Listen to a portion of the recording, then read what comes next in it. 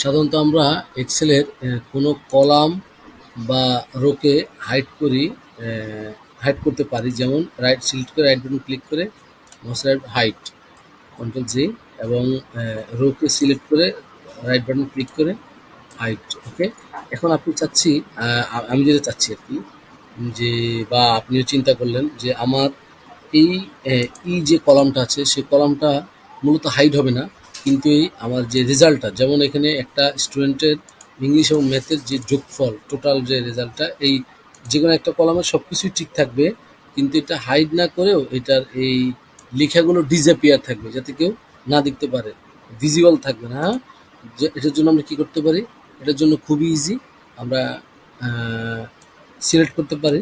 আমি আমার যেই সেলের ইনফরমেশনগুলো বা ডেটাগুলো আমি হাইড করতে চাই বা ইনভিজিবল করতে চাই, সেগুলো আমি সিলেক্ট করলাম। তারপর হোমে গিয়ে এই যে জেনারেল যে অপশন আছে সেখানে গিয়ে মোর নাম্বার ফরম্যাট, সেখানে গিয়ে তারপরে কাস্টম, তারপরে এই যে টাইপ জেনারেল আছে এখানে আপনি কোলন দিবেন, সেমিকোলন। ওকে, সেমিকোলন দিয়ে ওকে। তারপর দেখুন আপনার এই সেলের ভ্যালুগুলো কিন্তু আর নাই। ওকে, এখন দেখুন উপরে কিন্তু ফর্মুলা বারে দেখা যাচ্ছে, তো ফর্মুলা বারে যদি দেখা যায় তো আপনি ফর্মুলা বার এইটাকেও আপনি হাইড করে দিতে পারেন।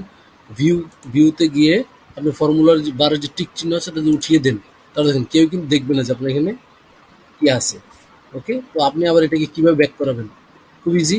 ভিউতে গেলে ফর্মুলা বার, এবং যেই যতটুকু আপনি ইনভিজিবল করেছেন সেটা হোমে গিয়ে এই যে কাস্টমারের এই মেনুতে গিয়ে ড্রপডাউন মেনুতে গিয়ে জেনারেল সিলেক্ট করুন।